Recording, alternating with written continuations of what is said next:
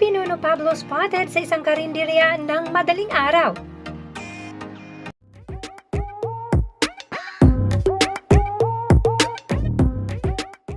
P-pop King SB19 leader, 1Z Entertainment CEO, and millionaire, pero heto nakikikain sa isang karinderya. Not only that, napaka-approachable pa kahit sa madaling araw.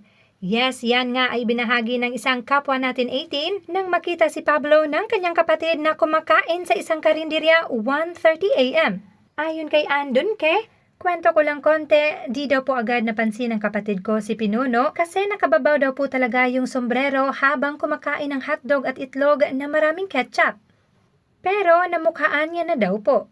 Nagulat din daw po siya kasi si Pinuno kumakain sa karinderya at 1:30 a.m. ng madaling araw.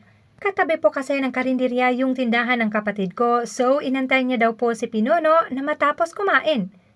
In-approach niya daw po si Pinuno if pwede daw po magpa-pic. Si Pablo pa daw po naghanap ng lugar na pwede nila pagpicturan kasi medyo madilim po doon sa side ng karinderya. Tumapat po sila sa poste. Tuwang-tuwang kapatid ko. Gusto niya nga daw sumayaw ng butata, nahiya lang siya. Diyos ko, buti wala talaga ako doon. Nakakahiya talaga pag hinimatay ako. Now with this story, siguradong mas napapabilib kayo kay Pablo.